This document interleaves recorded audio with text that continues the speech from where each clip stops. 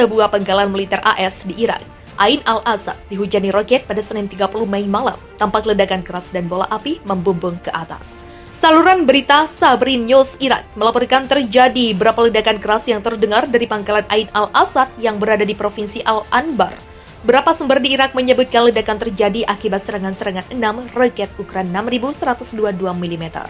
Setelah serangan itu, pasukan AS kemudian memblokir gerbang pangkalan Ain al-Asad. Media-media lokal sejauh ini belum mendapatkan informasi korban jiwa atau kerugian material akibat kejadian itu.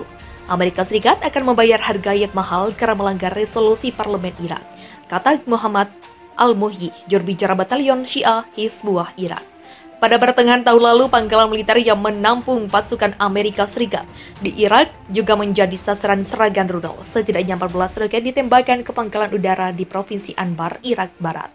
Sebanyak 2 personel terluka dan juga kerugian material lainnya. Pada hari Rabu, pangkalan Ain al-Asad diserang oleh 14 roket yang mendarat di pangkalan dan perimeter, kata juru bicara koalisi Wahidin Maruto menulis di Twitter.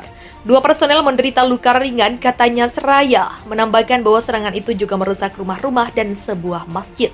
Kelompok militer Syiah bernama Brigad Pembalasan Al-Muhandis mengaku bertanggung jawab atas serangan tersebut.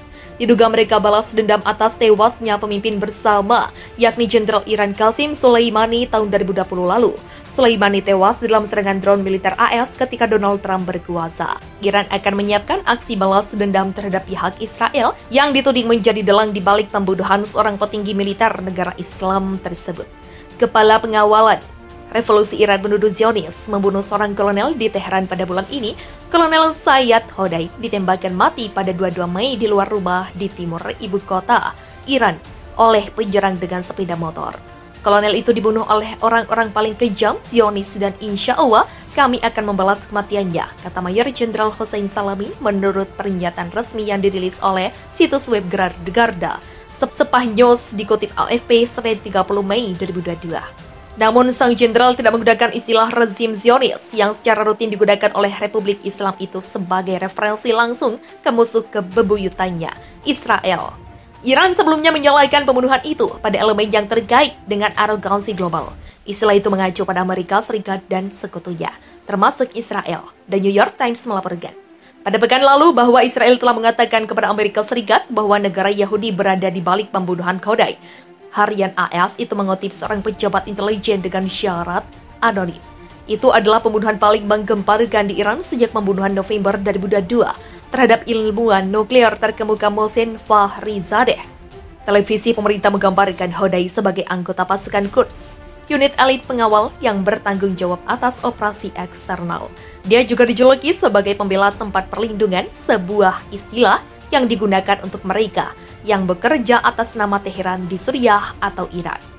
Sebuah pangkalan militer AS di Irak, Ain al-Asad, dihujani roket pada Senin 30 Mei malam. Tampak ledakan keras dan bola api membumbung ke atas.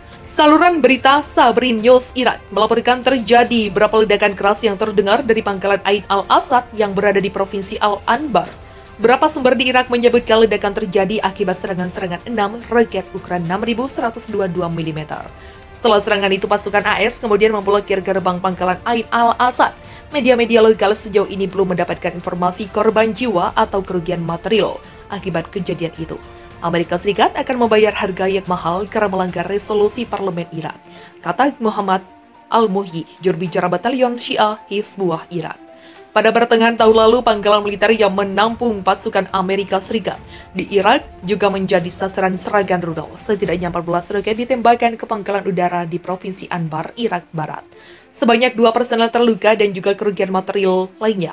Pada hari Rabu, pangkalan Ain al-Asad diserang oleh 14 roket yang mendarat di pangkalan dan perimeter, kata juru bicara koalisi Wahidin Maruto menulis di Twitter.